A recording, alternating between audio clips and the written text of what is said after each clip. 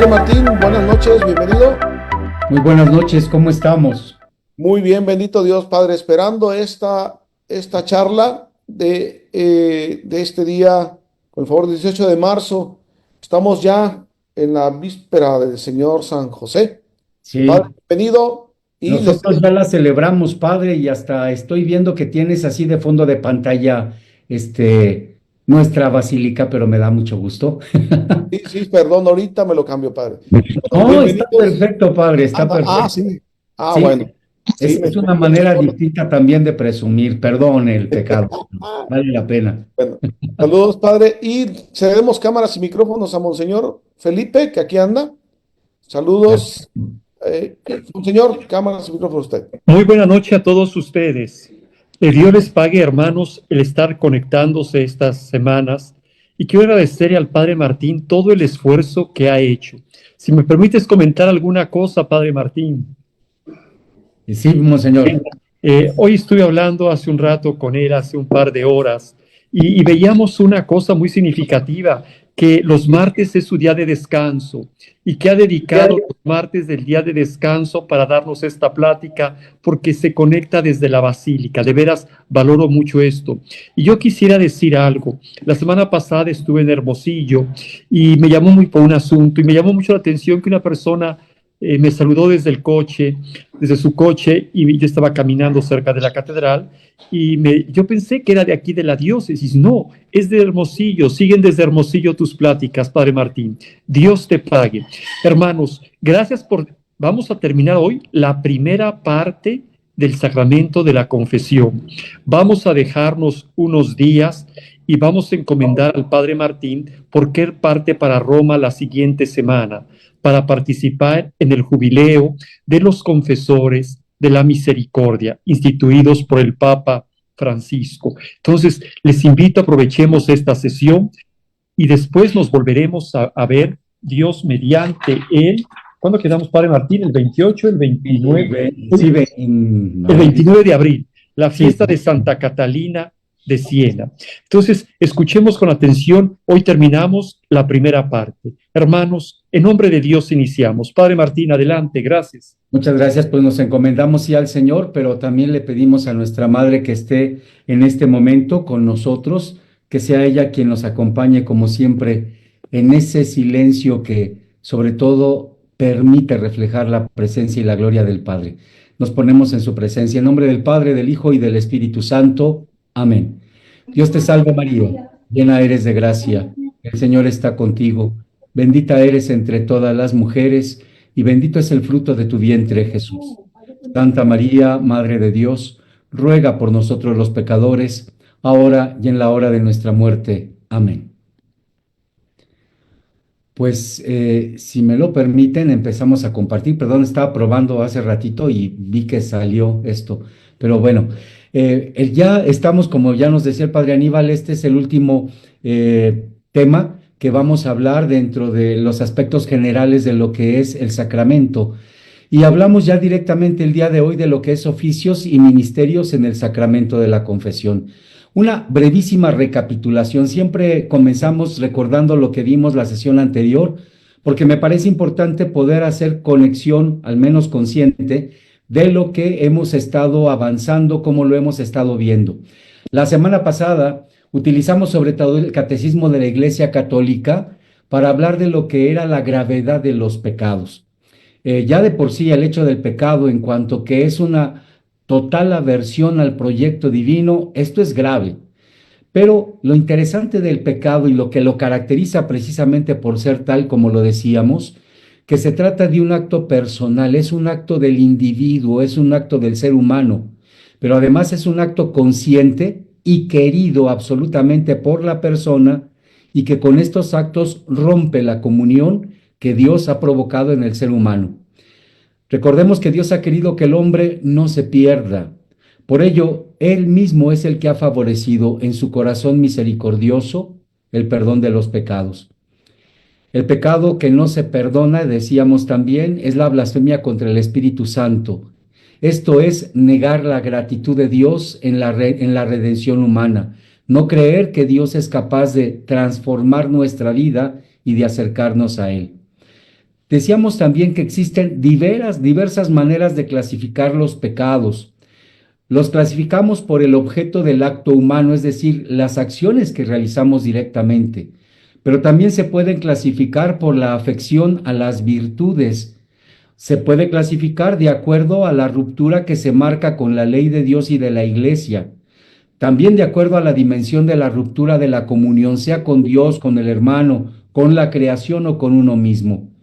Y también aquellos incluso ejecutados de pensamiento, palabra, obra u omisión que van en contra del proyecto salvador de Dios. La manera más ordinaria de clasificar un pecado es sobre todo decir si se trata de un pecado venial y de un pecado mortal. Entre otras cosas, recordábamos que el pecado mortal es aquella acción humana que destruye la caridad en el corazón del hombre, es decir, lo imposibilita de poder amar, y esto por una infracción grave de la ley de Dios. Aparta al hombre de Dios, que es su fin último y su bienaventuranza, prefiriendo un bien inferior. A diferencia del pecado mortal, el pecado venial, curiosamente, sí deja subsistir la caridad, deja subsistir el amor en el ser humano, aunque esto no significa que quede salvaguardada, no, porque el pecado venial ofende y hiere precisamente esta condición de caridad del ser humano. Ahora, para que un pecado sea verdaderamente mortal, requiere tres características principales: materia grave, es decir, aquellas que dan incluso muerte. Y la muerte puede ser tanto física como espiritual.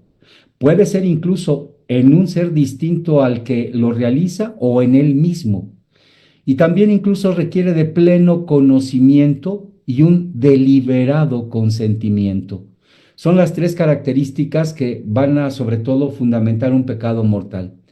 Concluíamos diciendo que ante la gravedad del pecado, la misericordia infinita de Dios nos ha obsequiado el sacramento de la reconciliación, también conocido como el sacramento del perdón de los pecados. Hoy lo que vamos a tratar es sobre los oficios y los ministerios en el sacramento, que yo estoy seguro que ya los tenemos más que claros. Y quiero comenzar precisamente con la imagen que tenemos ahí delante de nosotros, en donde nos recuerdan esto. Jesús, el día de la resurrección, estando los discípulos encerrados por miedo a los judíos, se presenta en medio de ellos, sopla sobre ellos. Recordemos y decíamos, que esta acción no es otra cosa sino una acción exactamente creadora, como cuando el Padre insufla también su aliento de vida en aquella figura formada del barro al que llamará Adán, el primer hombre, insufla sobre él su espíritu. Lo mismo hace Jesús en aquellos hombres que ante la debilidad del temor, de la angustia, ante la llegada de la muerte, nos vemos como barros efectivamente, y soplando sobre ellos dice: reciban el Espíritu Santo. A los que perdonen los pecados, les quedarán perdonados, y a los que no se los perdonen, les quedarán sin perdonar. Esto, lejos solamente de entenderlo, por lo menos desde esta teología juánica, como una manera de renovación de la creación de Dios, es sobre todo la capacidad que revierte el mismo Jesús, Dios verdadero, sobre sus discípulos. A ellos les da sobre todo el poder de poder incluso hacer vida lo que incluso está ya llamado a la muerte por el pecado. Decíamos, ante esto, ¿qué es lo que podríamos afirmar? En primer lugar, que la Iglesia entera, como pueblo sacerdotal, trabaja de varias maneras al llevar la práctica de la obra de la reconciliación que el Señor mismo le confió. No solamente llama a la penitencia predicando la palabra de Dios, o en el caso de la parábola del Padre Misericordioso, si recuerdan, llevándola a la conciencia de los pecadores, como en el caso del hijo menor que recuerda o que por lo menos se percata que en la casa del Padre incluso los trabajadores están viviendo mejor que él.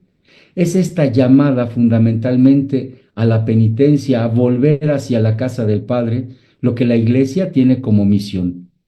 La Madre Iglesia también intercede por los pecadores y ayuda fundamentalmente al hombre penitente, a la mujer penitente, con un cuidado y una preocupación maternal, para que incluso quienes somos pecadores nos reconozcamos como tales, confesemos nuestros pecados y alcancemos la misericordia de Dios, porque este Dios es el único que puede perdonar los pecados.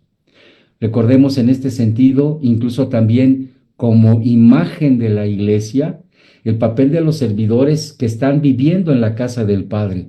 Ellos realizan lo que el Padre quiere. Ellos ejecutan lo que el Padre quiere, que es la renovación y la total, incluso revaloración de aquel Hijo que ha llegado.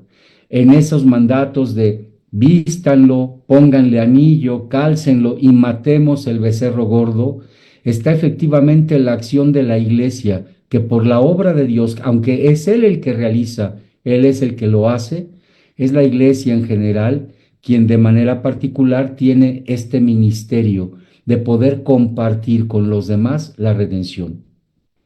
La iglesia es ante todo incluso intercesora.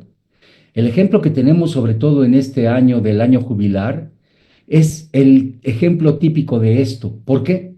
Alcanzar en este tiempo la indulgencia plenaria no es otra cosa sino acción de la Madre Iglesia, pues es ella quien como distribuidora de la redención aplica precisamente esta indulgencia plenaria, la aplica por la oración de los santos y por la disposición del creyente.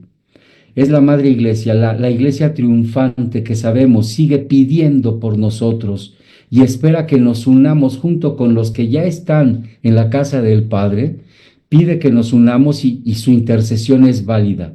Pero al mismo tiempo, esta Iglesia penitente que va o se encamina a la casa del Padre, tiene que encontrar una disposición suficiente para poder encontrar el camino que nos lleve precisamente a Dios. Más aún, la Iglesia, en este sentido, se convierte en el instrumento también de la conversión y de la misma absolución del penitente. Esto por el ministerio que Cristo entregó a los apóstoles y a sus sucesores. Una de las cosas que tendríamos que entonces decir aquí, el ministro en general que ofrece el perdón que nos da el Padre es fundamentalmente la Santa Madre Iglesia. Sin embargo, somos conscientes que existen ministros dedicados precisamente al ofrecimiento del sacramento del perdón. Cristo Jesús entregó esta potestad de perdonar los pecados directamente a sus apóstoles, como lo mencionábamos al inicio. En la actualidad, son los sucesores de ellos, los obispos, quienes ejercen tal potestad. Sin embargo, es también necesario que mencionemos cómo la historia de la salvación nos ha enseñado que esta potestad radica en plenitud en el ministerio petrino, es decir, en el Papa, sucesor de San Pedro, quien por la acción del Espíritu Santo y solamente por ella, es quien tiene toda la plenitud para absolver los pecados. La historia también nos va mostrando que incluso los obispos sucesores de los apóstoles siguen ejerciendo este ministerio, pero la multiplicidad de los miembros de sus iglesias ha llevado a conceder el ministerio del perdón en los presbíteros, quienes llevan de modo directo y cercano al pueblo de Dios la manifestación de la misericordia divina. Por lo tanto, podríamos decir que sobre todo son los ministros ordenados, episcopos y presbíteros, quienes tienen la facultad de perdonar los pecados. Quiero omitir desde ahora y quiero ser muy claro al respecto de esto.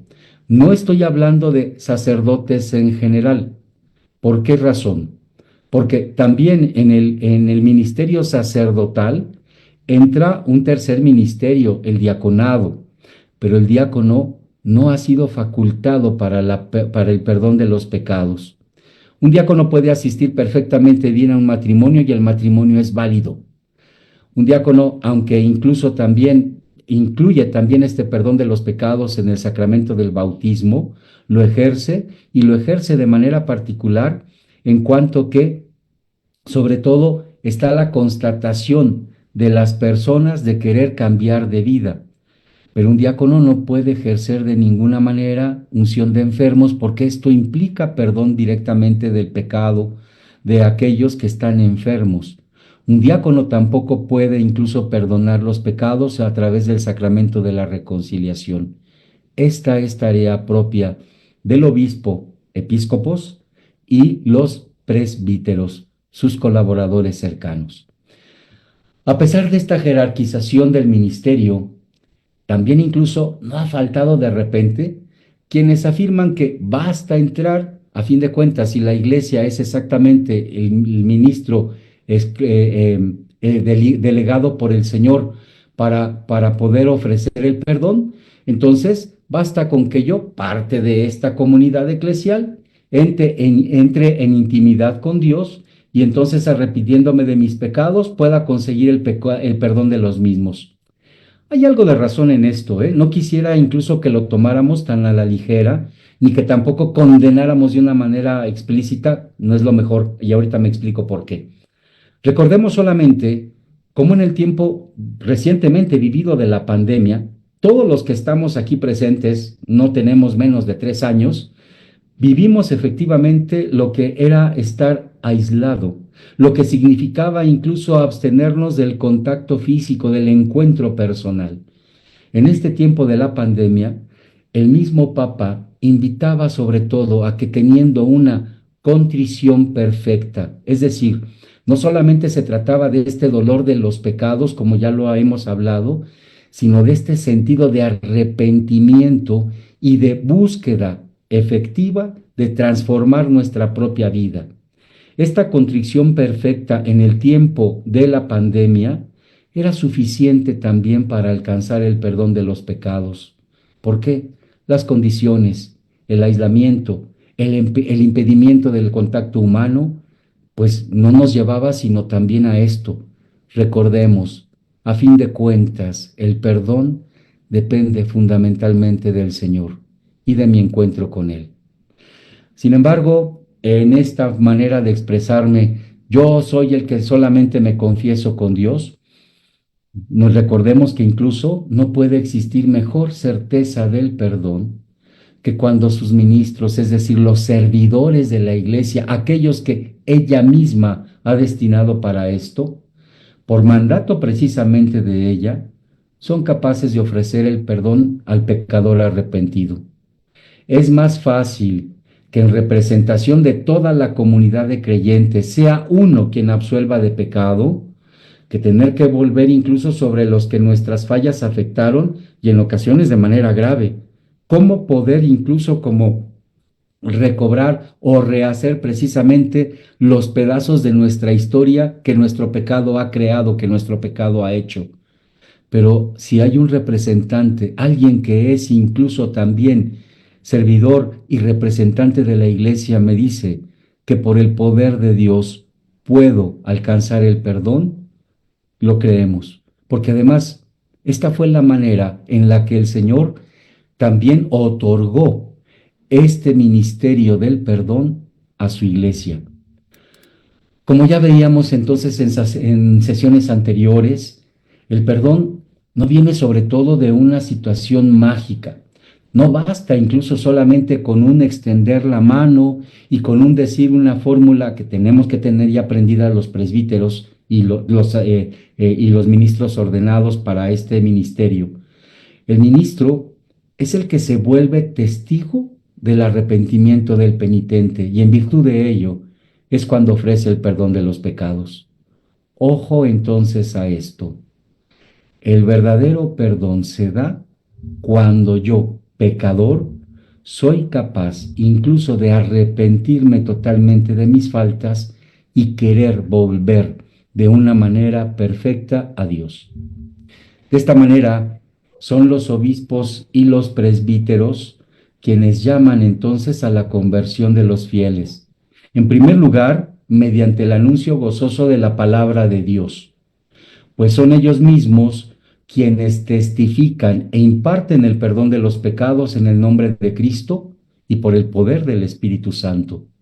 La palabra tiene ya entonces que ver precisamente con este anuncio gozoso del acercamiento al perdón. De esta manera, el ministro competente del sacramento de la penitencia, el presbítero, ministro competente en cuanto que es un ministerio delegado, tiene ya entonces la facultad para absolver. Y no solo quien tiene expresamente la facultad del obispo es quien puede absolver, sino también incluso hay una nota que me llamó muchísimo la atención cuando yo me la encontré exactamente en el ritual de la penitencia, donde afirma en las prenotandas los primeros numeritos que nos explican todo el contenido del ritual, dice, todo presbítero, aunque no esté aprobado para oír confesiones, ojo que lo dice así, absuelve válida y lícitamente a cualquier penitente que esté en peligro de muerte y que manifieste este deseo del perdón. En alguna ocasión, uno de mis profesores, y además fue director espiritual mío, nos comentaba cómo había llegado tarde él a una situación de enfermedad de su hermano. Un hermano dice, cuando llegué exactamente, lo primero que me dijeron mis hermanos que estaban ahí, Luis, entra rápido porque tu hermano acaba de fallecer. Él entró y entonces dice, lo único que podía ofrecerle a mi hermano en ese momento como don de lo que el Señor me había participado, que era mi sacerdocio, fue el perdón. Pero ¿cómo lo hizo? ¿Sí? Él sobre todo nos decía, yo he escuchado que los médicos y algunos psicólogos estudiosos de las cuestiones morales afirman que incluso uno de los últimos sentidos en perderse es el del oído y lógicamente el sentido de la conciencia. Y entonces, dirigiéndome a mi hermano, le decía, yo con el poder de la iglesia, etcétera, etcétera, etcétera, si te arrepientes verdaderamente de tus pecados, te ofrezco el perdón de Dios en el nombre del Padre, del Hijo y del Espíritu Santo. Si hay arrepentimiento. Y esto sobre todo tenemos que entenderlo, que es exactamente lo que nos da oportunidad de comprender esta dinámica en donde no estamos realizando cuestiones de orden mágico, sino de esta entera unidad, de esta manera incluso de relacionarnos íntimamente desde el corazón con Dios mismo, pero a través de los medios que Él nos ha puesto para hacerlo. Es importante que hablemos ahora de las condiciones generales para el ejercicio del ministerio. ¿Qué podremos decir sobre esto? En primer lugar, estamos hablando de lo que realiza efectivamente, y esto es importante que lo entendamos todos como pueblo de Dios, el papel del sacerdote, ministro de la iglesia, que puede ofrecer el perdón de los pecados. En primer lugar, lo que ofrece es una acción curativa. Para el desarrollo y recto oficio del sacramento, en primer lugar, el ministro debe conocer las enfermedades del alma. El Papa San Pablo VI tenía una frase maravillosa con la que definía exactamente al sacerdocio. Él dice, todo sacerdote debe ser, en primer lugar, un hombre de Dios, pero al mismo tiempo un experto en humanidad. Esto sobre todo nos da la oportunidad de entender que lo que sucede en el confesionario es sobre todo una acción curativa que sí realiza el Señor a través del ministro que lo ejecuta. ¿Por qué? Para que pueda aplicar esta acción curativa, es conveniente que sobre todo el sacerdote, al conocer la voluntad de Dios y al conocer la realidad del hermano, pueda dar remedios adecuados para lograr fundamentalmente la salud espiritual, que es lo que busca este sacramento. La salud espiritual que es el bien del alma, la salud espiritual que es incluso el deseo de seguir adelante y de lanzarme a un proyecto de vida que Dios vuelve a ponerme nuevamente en mis manos. La acción curativa es esta capacidad que, como sucede en el sacramento de la unción de los enfermos, Ungimos en primer lugar la frente porque tenemos que tener esperanza, mirar hacia el frente. Solamente quien ha perdido la esperanza es que quien con la cabeza agacha no puede mirar otra cosa sino la tierra, sino el suelo. El que tiene esperanza tiene que llevar la mirada hacia adelante. Y lo que hace Dios curándonos de nuestro pecado es devolvernos precisamente esta capacidad de planear y de ver el futuro como algo nuevo. Lo mismo sucede incluso la acción curativa que se realiza en la unción de los enfermos. Se unge también las manos porque este es el primer instrumento que tenemos para la transformación del mundo, pero al mismo tiempo es el primer instrumento que tenemos incluso también para el acercamiento con los demás, el acercamiento con Dios, el acercamiento con todos. Es interesante que de repente para nosotros, por ejemplo, como latinos, el abrazo no es simplemente un signo que tenga que ver con si las situaciones, es toda una relación antropológica. Crecemos y nos sentimos seguros entre los brazos de la madre. Somos alimentados en los brazos de ella. Nos alimentamos precisamente de su pecho, pero en este gesto del abrazo. Cuando incluso alguien tiene necesidad de sentir compañía, es muy común que lo primero que nace del corazón de alguien que se da cuenta de esto es abrazar a la persona.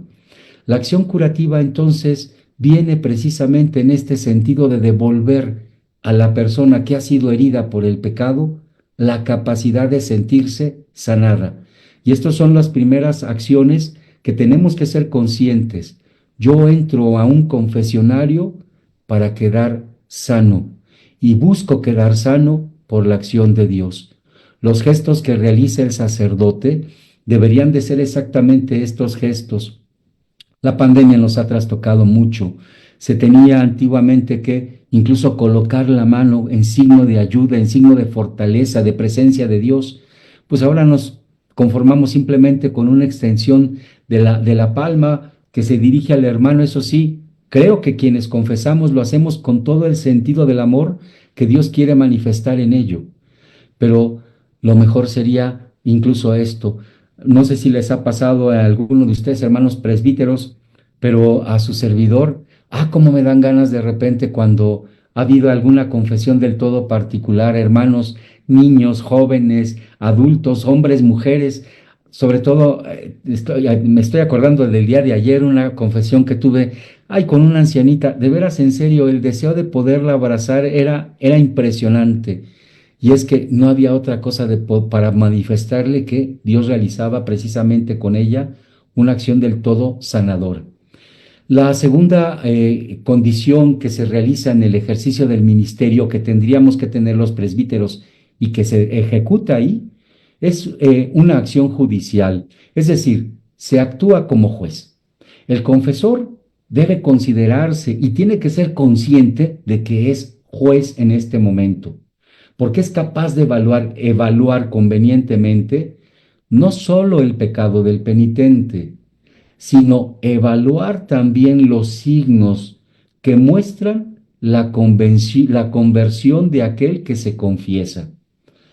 Para ello, el pecador debe manifestar, el ministro debe manifestar ciencia y prudencia necesarias, que se avalen especialmente y en nuestro tiempo con un estudio continuo, guiado por el magisterio de la Iglesia, pero sobre todo por medio de la oración del Señor. La acción judicial, juzgar bien, no viene simple y sencillamente porque ya estemos capacitados. Día a día encontramos tantas cosas, tantas situaciones, cosas que tenemos que incluso ir juzgando al respecto de un montonal de circunstancias, no solamente de orden moral, sino incluso de lo que de repente también nuestros jóvenes comienzan a realizar y que a veces las expresiones nos empiezan a rebasar y ahí hay que empezar a preguntar, ¿qué caramba significa eso? Yo en alguna ocasión seguramente me han de tachar de un verdadero idiota cuando pregunto, bueno, ¿y qué cosa es esto? Prefiero que me juzguen así, a quedarme yo incluso también con un juicio parcial o un juicio no realizado como lo quiere el Señor. Es importante que entonces sintamos fundamentalmente esto. Quien realiza esta acción de juicio sí es el presbítero, pero en realidad quien está juzgando y no para condenar, recordemos incluso el sacramento tiene como objetivo final el perdón de nuestras faltas. Por lo tanto, el juicio que se realiza es un juicio eminentemente salvador, salvífico, algo de lo que de repente también, pues curiosamente se confiesa la gente de manera ordinaria, ¿no? Es que juzguéis, pues tenemos capacidad. El problema es que juzgamos y hacemos un juicio condenatorio. Y esto no es propio de nosotros los cristianos, porque Jesús nos ha enseñado que los juicios que realiza el Padre, que Él mismo realiza, son juicios sobre todo salvíficos, son juicios de esperanza. La tercera condición que incluso podemos encontrar aquí es sobre todo el papel del discernimiento. El ministro tiene que ayudar y tiene que realizar un verdadero papel de discernimiento. No solamente tiene que ser capaz de juzgar las obras del hermano que tiene delante, sino también tiene que ayudar a discernir la manera futura de actuar que asegure en el pecador su conversión, para que pueda convertirse en un auténtico hijo, en una auténtica hija de Dios. Para ello, el discernimiento de espíritus, como lo llama Ignacio de Loyola, consiste en un conocimiento íntimo, en primer lugar, de la acción de Dios, lo que Dios realiza en el corazón de los hombres, sus hermanos. Pero también esta capacidad de discernimiento se trata de un don del Espíritu Santo que viene como fruto del amor. Por lo tanto, yo no llego para ser juzgado por alguien que, como a veces dicen, pudiera ser incluso más pecador que yo. No. Yo llego para ser juzgado con los ojos del amor que el Señor Jesús está derramando sobre mí en ese momento. En este sentido, no saben en serio el privilegio que es estar en Basílica de Guadalupe, porque la gente, bendito sea Dios, cuando llega incluso ya al confesionario, llega sobre todo mirada por ese gesto misericordioso de la Madre, la que mira discretamente, la que mira con caridad. Y esto no saben incluso cómo ayuda precisamente ya a quienes estamos ejerciendo este ministerio, a que incluso pueda discernir. Si te están mirando con amor, si están buscando de ti lo mejor, tienes entonces la oportunidad de responder precisamente desde estas palabras y desde estas condiciones a lo que Dios está incluso esperando de ti. El discernimiento es una manera incluso de entender el papel de Dios que perdona y que ama para que yo me vuelva un hombre y una mujer nueva. Pero no solamente entender esto, sino el discernimiento me tiene que ayudar a tomar una decisión efectiva sobre lo que tengo que comenzar a hacer. Muy bien, bueno, hasta aquí. ¿Alguna duda, algo que quisieran incluso que pudiéramos profundizar? Si fui claro también en esta parte.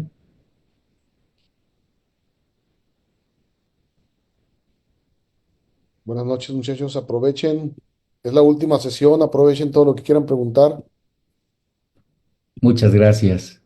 Leonor, Padre, buenas noches. Muy buenas noches, Leonor. Para ungir a un enfermo, tiene que estar en gracia, tiene que primero tener el sacramento del perdón, de la confesión. Se aconseja eso cuando puede confesarse, porque de repente incluso ya llegamos en un momento dado cuando ya el enfermo ya no puede incluso tampoco confesar sus pecados. Pero el sacramento de la unción de los enfermos tiene la particularidad, como lo encontramos exactamente en el texto de Santiago. Llame a los presbíteros de la iglesia que oren por él, la unción sanará al enfermo y si tiene pecados, estos se le perdonarán. Ya la unción de los enfermos entonces tiene de por sí este privilegio, sanar pecados, quitar pecados. Ujú.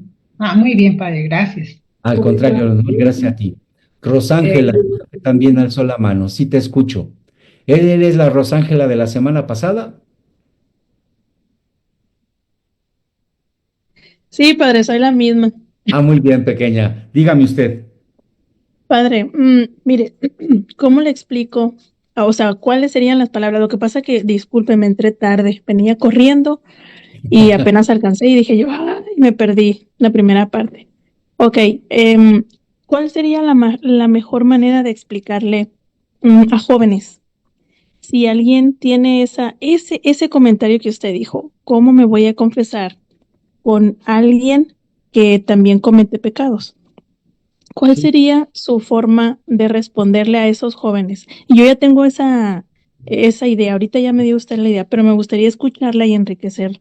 ¿Cómo les explica usted si mira, yo llegan un creo que no jovencito? tenemos otra, sino exactamente la actitud del Señor Jesús. Porque Ujú, precisamente a estos hombres pecadores, a un Pedro y a unos que incluso lo dejaron solo, porque en el momento ujú, de la pasión del Señor, pues la pasó solito. ujú, No es exactamente una situación que dijéramos de acompañamiento y de, bueno, sin embargo, el Señor confía en ellos y confía ujú, en que incluso el perdón que ofrece es el perdón que también se vive.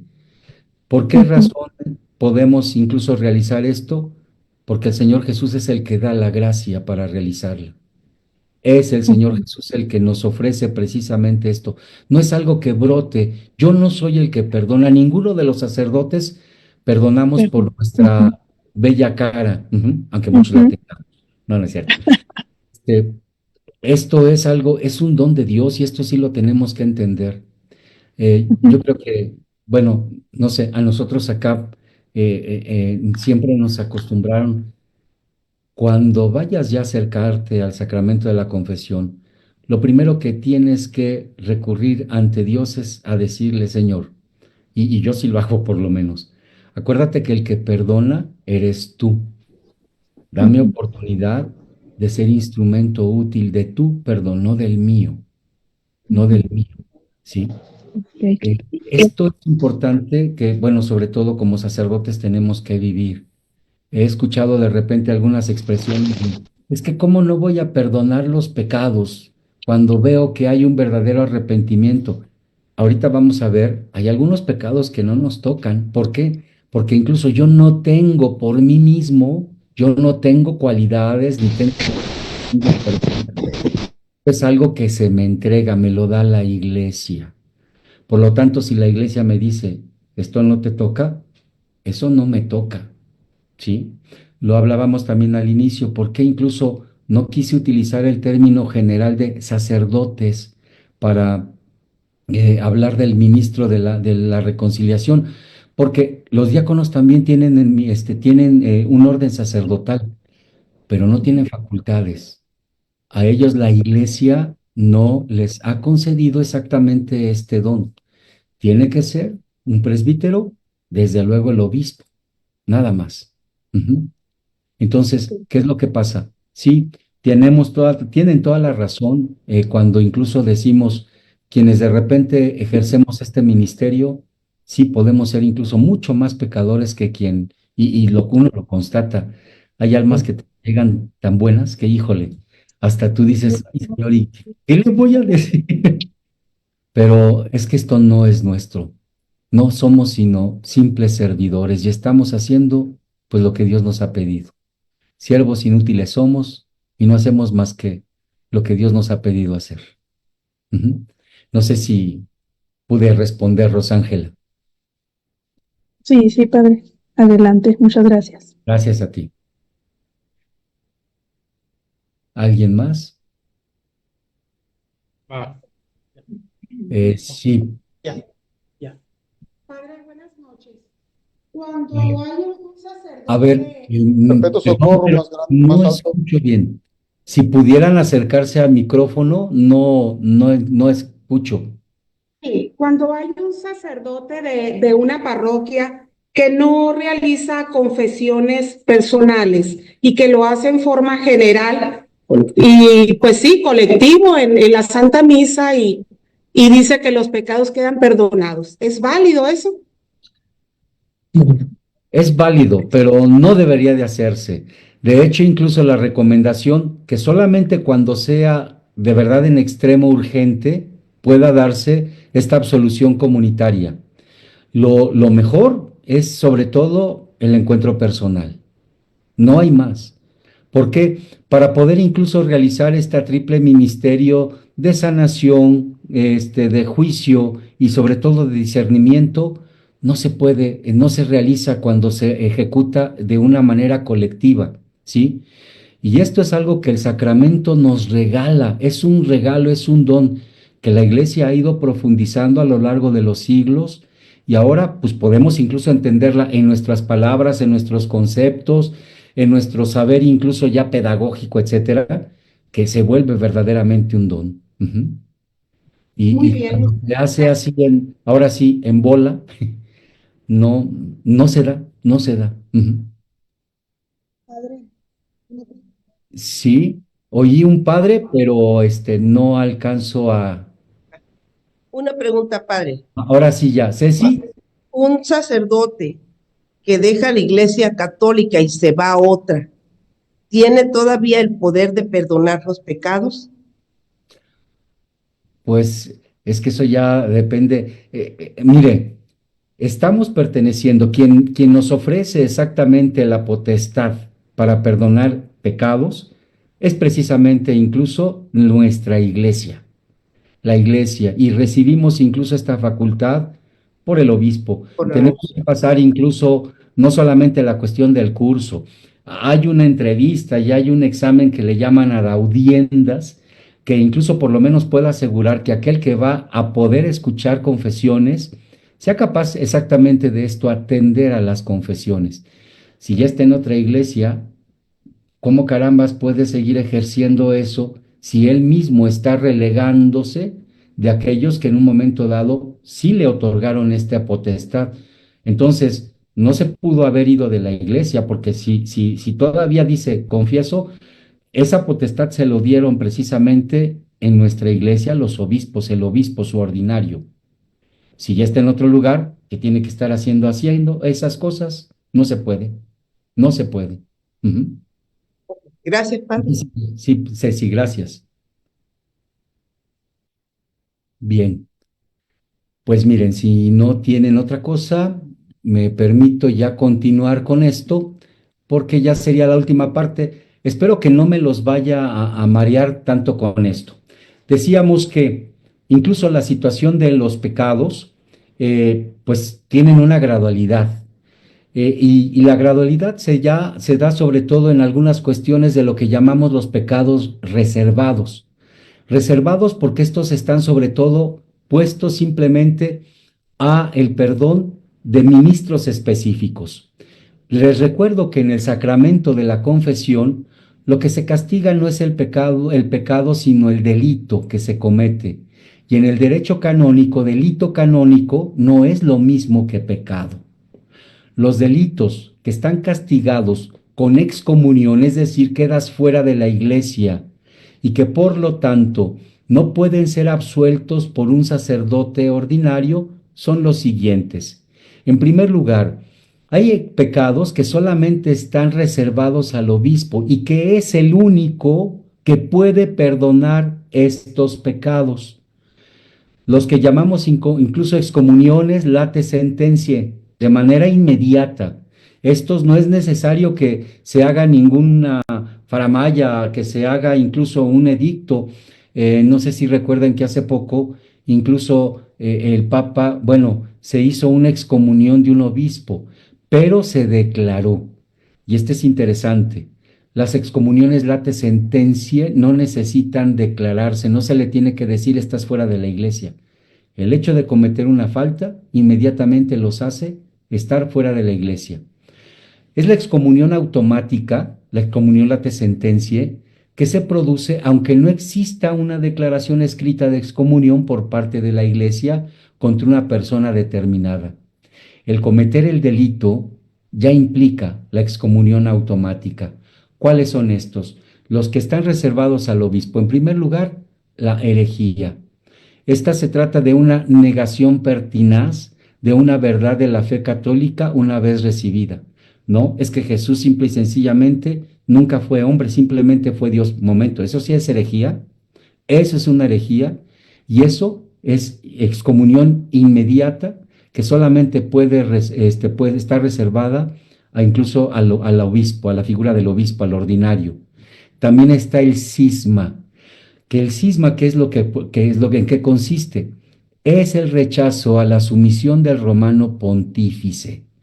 Yo no hago lo que el Papa dice, sino lo que yo digo que se tiene que hacer, ¿sí? Y está también la tercera, que es la apostasía, que son una renuncia a la fe. Yo no creo. A mí me sorprendió hace algún tiempo que incluso un grupo de personas en Europa, yo no recuerdo si también se hizo aquí en México, pero estoy segurísimo de lo que se hizo en Europa y tengo hasta el país presente, de que determinaron incluso el hecho de que se borrara de las listas de las iglesias el que hubiesen recibido el bautismo. Y lo pedían con toda la conciencia porque ellos no querían incluso pertenecer a la Iglesia Católica. Eso se llama exactamente la apostasía, es renunciar a la fe. Ese tipo incluso de pecados, herejía, cisma y apostasía, solamente están reservados al obispo y son excomuniones inmediatas, no necesitan declararse. Hasta el año 2016, hace poquito, el aborto directamente procurado o la colaboración con el mismo también debía ser absuelto por el obispo. Este pecado es un pecado que inmediatamente causa también excomunión, sin necesidad de declaración. El aborto causa excomunión. Sin embargo, el Papa Francisco determinó que cualquier sacerdote, entiéndase presbítero, pudiera perdonarlo como fruto sobre todo del jubileo de la misericordia. No declaró que este pecado dejara de ser incluso también motivo de excomunión. Eso no lo quitó el Papa, sino que esta excomunión, que antes estaba reservada solamente al obispo, pudiera incluso levantarla también cualquier sacerdote, ¿sí? Insisto, no es solamente una cuestión de práctica, no es porque existan muchos abortos y por eso no, sino porque también el Papa es consciente que en nuestra actualidad el pecado del aborto crea un verdadero sufrimiento en las personas, y de esto soy testigo en las confesiones, un verdadero sufrimiento, y cuando se manifiesta también este deseo de remisión de pecados, es posible entonces la cuestión de la absolución. Hay también otro tipo de excomuniones que son declaradas ferende sentencia, es decir, unas excomuniones declaradas. Para esto sí se necesita simplemente que se diga. ¿Cuáles son estas? Fingir que se es sacerdote y así celebrar la Santa Misa u oír confesiones. Fingir que es sacerdote sin serlo. Y entonces cuando alguien realiza estas acciones, se le debe declarar excomulgado. Esto lo afirma el Canon 1378. También incluso captación o divulgación por medios técnicos de lo que se dice en confesión.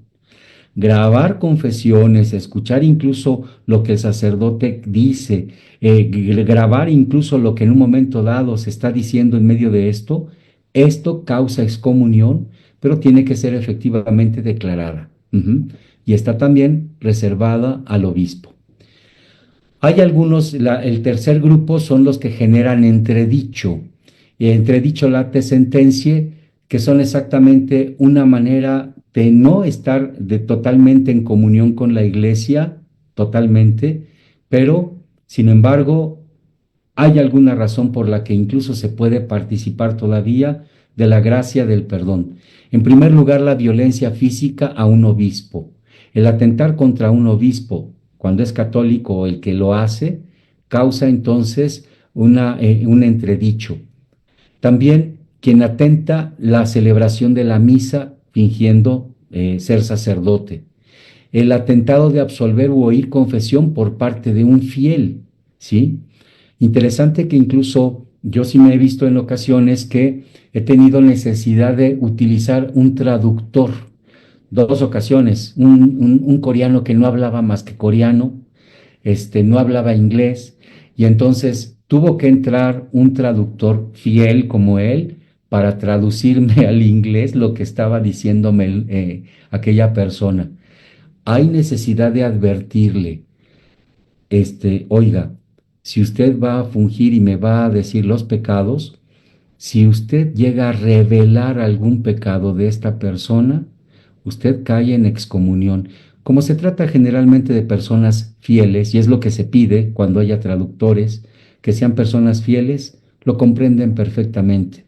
Y esto tiene que quedar en el más absoluto silencio interior, sin necesidad de juicio ni nada. Es un hermano que, como yo, tiene sus faltas y está buscando precisamente la redención de sus pecados. La otra ocasión fue cuando me llegó un sordomudo, que también, pues no, yo ahí sí no le sé de verdad en serio, y aunque las señas eran en español, en mexicano, pues yo no le sé nada. Y fue cuando dije, necesito aprender, todavía estoy con esa intención, pero es lo mismo.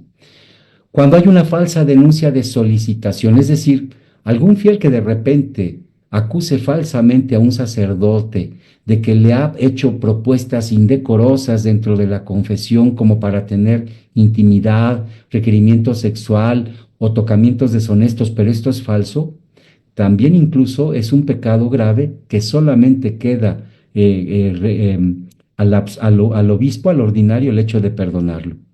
Y finalmente, un religioso con votos perpetuos no clérigo que puede atentar contra el matrimonio. Es decir, que se case y pues si ya tiene de todas maneras votos perpetuos, pues esto no puede ser, eso que también queda reservado al obispo. Hay pecados que generan entredicho, pero también suspensión, es decir, estos están directamente sobre los ministros y lo que pasa es que inmediatamente crean suspensión, ya no pueden ejercer su ministerio y también están reservados al obispo. La violencia física a un obispo, el atentado de celebrar misa sin poder hacerlo, el atentado de absolver o oír confesión, quien no puede hacerlo válidamente. Decíamos que en caso incluso de peligro de muerte, cualquier sacerdote, pero no es la manera ordinaria. Si no puede, si por alguna razón no se le ha conferido esta capacidad de atender a la confesión y lo hace, queda incluso también con un pecado reservado solamente al obispo. La falsa denuncia de solicitación que también pueden hacer incluso sacerdotes, no simplemente los fieles. Y por último, el clérigo que atenta matrimonio, es decir, ya un sacerdote que en un momento dado se casa, ya tiene una suspensión late sentencia en este sentido. Hay otra serie de pecados que estos son los que están reservados simplemente al Papa, la Santa Sede. Y bueno, la Santa Sede ha creado un organismo particular que conocemos como la Penitenciaría Apostólica, que se encarga sobre todo de absolver estos pecados. Estos pecados que vamos a ver, 6, son solamente pecados que causan excomunión late sentencia, es decir, es de manera inmediata y que solamente son propios del Papa. Primero, la profanación de las especies eucarísticas. Utilizar las especies eucarísticas, el pan consagrado, el vino consagrado, para las cosas que no son, eso causa excomunión y está reservado solamente al Santo Padre. Lo mismo, la violación directa del sigilo sacramental. Este es un pecado que se aplica directamente a nosotros, ministros del sacramento. Si violamos directamente el sigilo sacramental, ahí no hay necesidad de que se declare nada. Estamos inmediatamente fuera de la iglesia. Estamos excomulgados. También la absolución del cómplice de un pecado contra la castidad. Que esto queda inválido solamente en peligro de muerte, como el hecho de escuchar confesiones. Alguien que ha mantenido algún tipo de relación, incluso carnal, con alguna persona que quiere confesarse porque se siente mal. Yo te confieso, aunque hayamos sido parte de... No, eso inmediatamente causa excomunión. Ahora, se puede realizar cuando exista peligro de muerte. Son casos muy específicos. La violencia física al romano pontífice, ya no solamente al obispo, sino directamente al papa. Cuando también se ordena y se recibe el episcopado sin el mandato pontificio. No sé si ¿Han visto ustedes que cuando se nombra obispo de algún lugar o obispo auxiliar, se anuncian y se muestran al pueblo el edicto precisamente mandado por el Papa en donde se le reconoce como obispo? Cuando no se tiene esto y se realiza una ordenación y se recibe incluso el episcopado sin el mandato pontificio, también crea incluso excomunión. Y finalmente, el atentado contra la sagrada ordenación de una mujer o atentada recepción del sagrado orden por parte de la mujer. Este ha sido uno de los últimos que incluso fueron admitidos desde el Sacramentorum Sanctitatis Tutela de el Papa San Juan Pablo II, pero que de manera particular el Papa Benedicto XVI estipuló con lujo de detalles sobre incluso también la excomunión late sentencia. Está en el artículo 5, número 1 de este documento. Hay algunos incluso de los que están ahí presentes, si se fijan, tienen un pequeño asterisco. Se los coloco nada más por la siguiente razón. Estos pecados que están marcados con asterisco son los que el Santo Padre, el Papa Francisco, concedió a los misioneros de la misericordia que podríamos perdonar, ya sin necesidad de recurrir a la penitenciaría apostólica, sino por una misión particular que tenemos. Estos pecados sí podemos de alguna manera absolverlos. Bien, terminamos aquí con esto. Ya simplemente alguna duda, alguna pregunta, queja, lamento, sugerencia o cosa que se le parezca ya para terminar. Rosángela, por favor. Padre, con sus palabras de una manera sencilla, ¿cómo definiría usted el estar en gracia? Ya, perdonado el pecado, nosotros queremos estar en gracia para recibir la Eucaristía. Entonces, ¿cómo explicamos de manera sencilla para no enredar a nadie? El corazón está totalmente volcado hacia lo que Dios me pide. Estoy atendiendo y estoy queriendo exactamente lo que Dios quiere. La acción de la gracia, esto viene como acción de la gracia. Estar en gracia es ya querer lo que Dios quiere y empezar a actuar en consecuencia. Y es lo que yo definiría en este momento, así como después de la confesión, ¿qué es lo que buscamos? ¿Por qué me puedo acercar? Porque quiero lo que quiere Dios, hacer su voluntad. Perfecto, muchas gracias. Al contrario. Martín Tocayo. Padre, un comercial, si me lo permite, de parte de la Pastoral de la Comunicación de aquí de la Diócesis de Ciudad Obregón, que aprovechen que las 6 sesiones están grabadas en Facebook para que las retomemos. A mí me ha servido mucho volverlas a escuchar con mucha calma, y donde me tengo duda la regreso y la vuelvo a escuchar. Entonces que aprovechemos todos esta oportunidad de que están grabadas todas las sesiones. Y muchas gracias, Padre, por todo lo que nos ha compartido. No, Tocayo, gracias a ti, muy amable, y gracias por no fue comercial. Yo creo que es exactamente lo que, gracias a Dios, la diócesis puede ofrecer. Bendito sea Dios. Buenas noches. Sí, Padre. Sí, Leonor.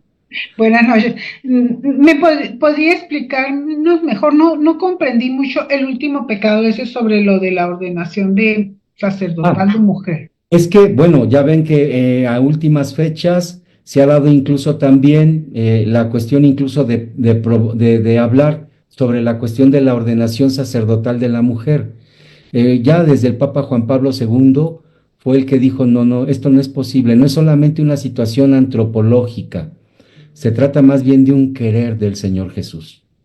Él tenía todas las herramientas y todas las cosas. En un momento dado, si hubiese querido que las mujeres fuesen sacerdotes, oigan, ¿qué pero le ponen a nuestra Madre Santísima? ¿Qué pero? Y sin embargo, simplemente Dios nos la regaló y nos la dejó precisamente con esa bendita imagen. Es la Madre. Es la Madre. Sí. Y es algo que Gracias, se padre. quiere. No se pueden ordenar sacerdotes mujeres, ¿de acuerdo? Ok, Julia, gracias. al contrario. Julia, te escuchamos. Tienes tu micrófono apagado. Son dos preguntas en una. ¿Qué pasa cuando hacemos nuestra confesión y por alguna razón, bueno, de olvido, omites algún pecado? ¿Debes de volverte a confesar? Esa es una. La otra es, ¿qué sucede cuando te confiesas y el sacerdote por alguna razón también se quedó dormido, el cansancio?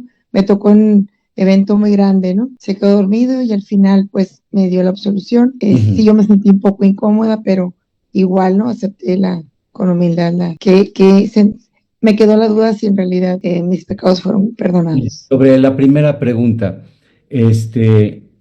ay, se me fue ahorita cuál fue la primera. La primera fue que si olvidas algún pecado. Lo del el olvido del pecado. Ve, esto ahorita. Bueno, miren, yo creo que tenemos que ser así como también aprender a ser misericordiosos como lo es el Padre. En un momento dado, yo creo que el corazón también cuando ya estar delante de un confesor implica que Dios ha movido desde dentro también algo en particular para acercarnos a. Si la consecuencia de esta confesión es exactamente que busquemos en un momento dado la vida nueva, estamos llamados a ejecutarla. Por alguna razón no se olvidó, a menos de que se trate de un pecado verdaderamente grave que, si es grave, no tendría que habérsenos olvidado, ¿eh? Estos están de manera inmediata. Y ahí sí ya más bien yo me preguntaría, ¿y no será que no lo quisimos más bien expresar?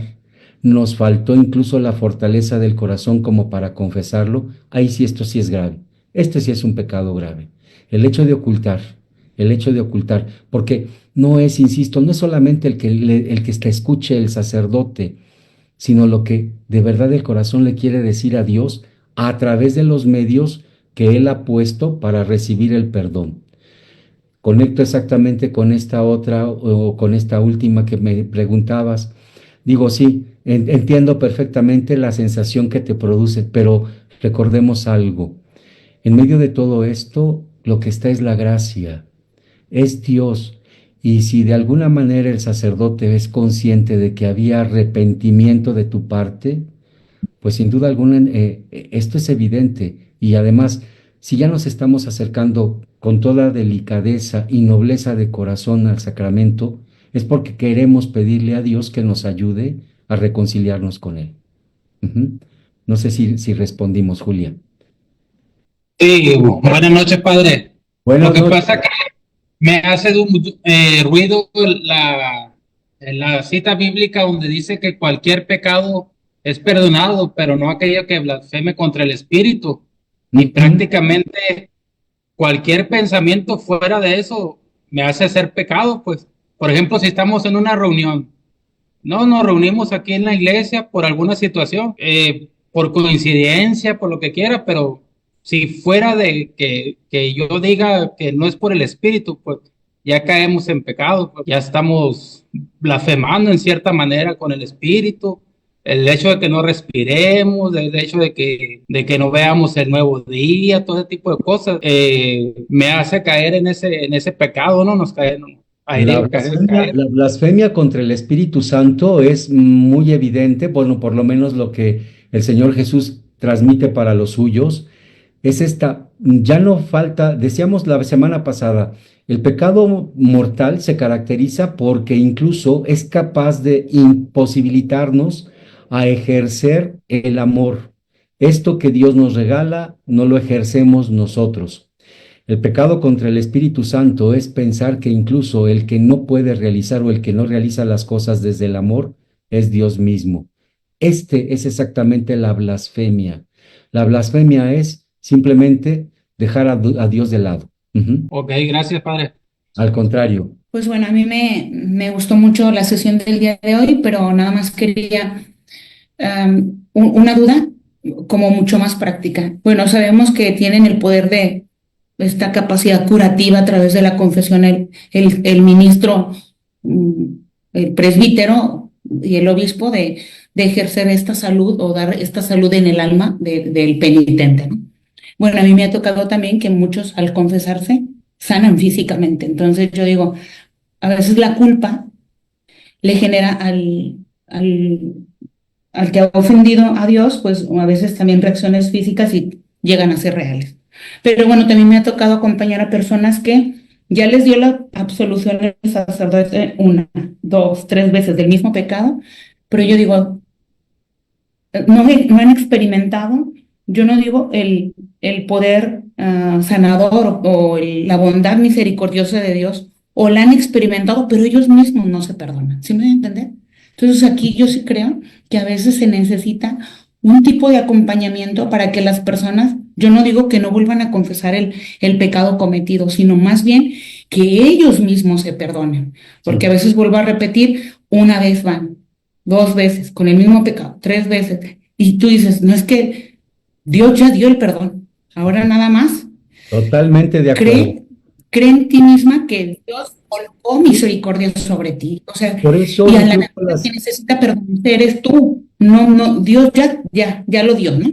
Ajá. Y como que ahí en ese aspecto me gustaría, si hay algo en cómo podemos acompañar a este tipo de persona, porque a veces se vuelve, yo no puedo decir, casi hasta patológico de 1, 2 sí. veces. En ocasiones sí es patológico, pero si recuerdas, Sor Carmen, hablábamos incluso de 3 condiciones.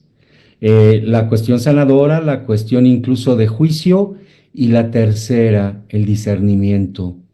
Esto es el punto que está fallando en esta manera incluso de poder acompañar.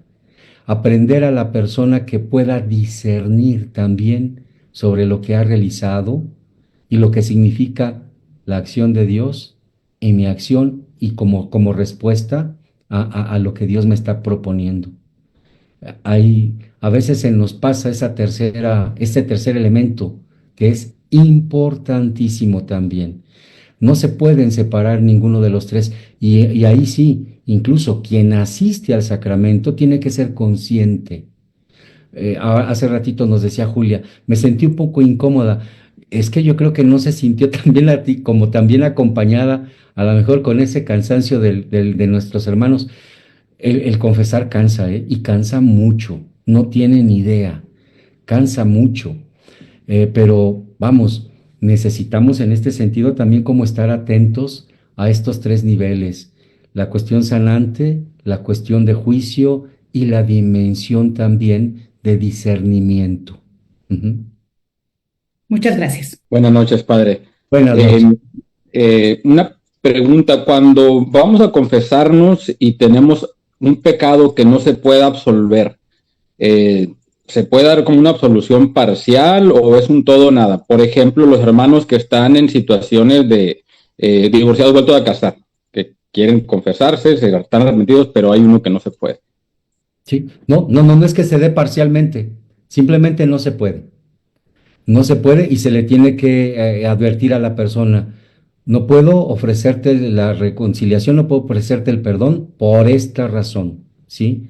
Porque el hecho de que vengamos o que nos acerquemos al sacramento implica que desde dentro también yo estoy buscando la transformación de vida.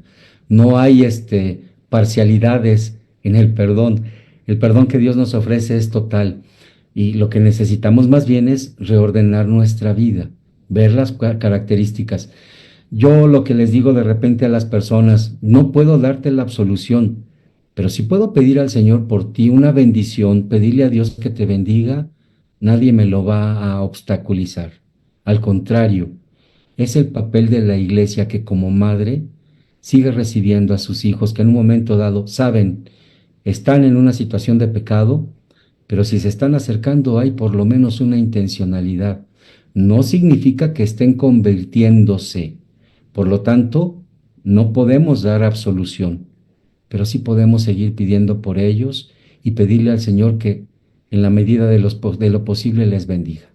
Monseñor Felipe, si algo, no sé, no quiero tampoco regarla como le decía. Gracias, Padre Martín. Yo solamente quisiera un poquito puntualizar sobre la absolución general. Hermanos, el modo normal es la confesión de los pecados íntegros, tampoco no es grabadora, y segundo, la absolución individual. Este es el método normal. La absolución general para que sea válida, se necesita primero, como ya explicaba el padre Martín, arrepentirme y cuanto antes buscar la confesión. Tercera cosa que quisiera decir, para que sea la absolución general, se necesitan dos cosas. La primera, el número de penitentes, y segundo, que en un tiempo muy razonable no puedan confesarse. ¿Sí me explicó?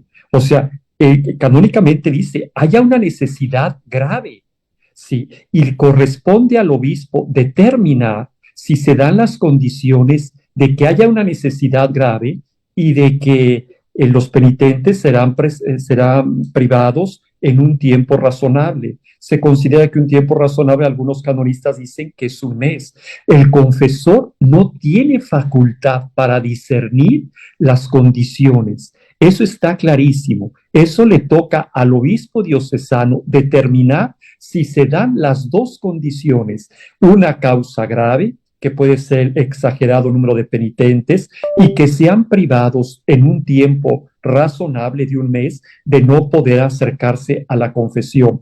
El sacerdote que está dando esas absoluciones, como decía el padre Martín, no está bien, no está bien, así tan claro como es, no está haciendo, y es por flojera, ¿sí? Porque una necesidad grave, y si las da cada cierto tiempo y cada cierto tiempo, y si alguien ha recibido la absolución general para que sea válida, tiene que buscar cuanto antes a confesarse individualmente, y del derecho canónico dice, no puede recibir otra absolución general posterior si primero no ha hecho la absolución, no ha hecho la confesión que se refiere a la primera absolución general. Pero aquí en la diócesis considero no hay causa grave para absoluciones generales. Más bien lo que necesitamos es sentarnos en el confesionario. Padre Martín, muchas gracias. Dios te pague todo este tiempo que has dedicado. Te encomendamos con nuestra oración. Yo les invito, hermanos, que oremos por el Padre Martín estas semanas. Ya viaja la próxima semana a Roma para participar de los misioneros de la misericordia. Y si Dios quiere, nos vemos el 29 de abril. El 29 de abril más bien es cosas prácticas para sacerdotes. Alguien puede decir, entonces ya no le entro.